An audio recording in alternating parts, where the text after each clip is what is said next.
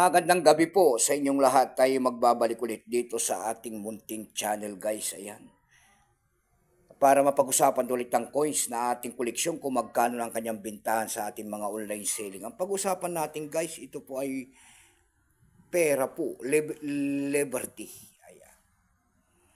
Year 1967 po. Ayan. 1/4 dollar 25 cent kung tawagin nila. Ayan. Error kasi.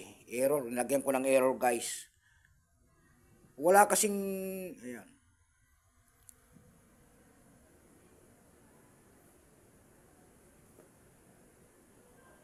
Wala kasing mint mark guys. Ayan oh. Wala siyang tatak na mint mark. Dapat mayroong mga dimber San Francisco dyan. Kaya kinawag ko error kasi nga wala siyang tatak. Ayan.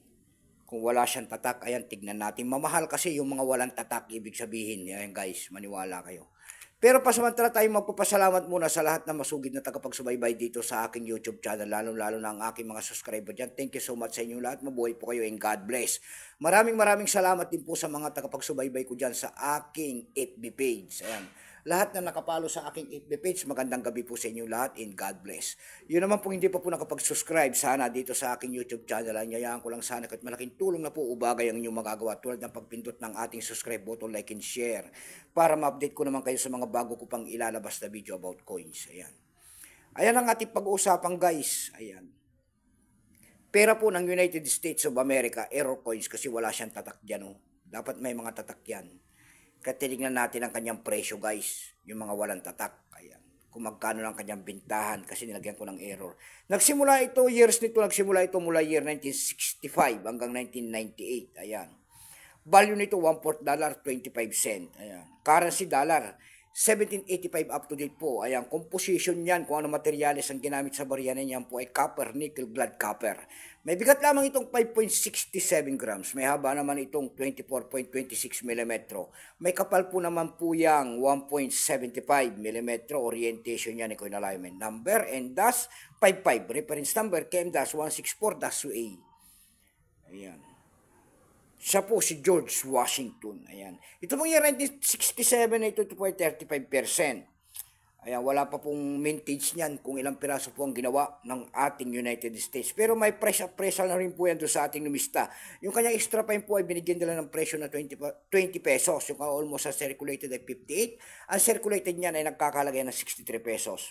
Dako naman tayo sa kanyang presyo doon sa ating ab.com. Ayan, sila sabi ko yung mga walang mint mark kasi wala siyang mint mark wala siyang timber, wala San Francisco, ayan, wala siyang Philadelphia, mga ganon. Kaya nang tinignan natin, ayan guys, sa ab.com po, no mint mark ang nakalagay, ayan, binibenta niya ng no mint mark, ayan, binibenta niya doon ng $50, napakalaki naman. Oo.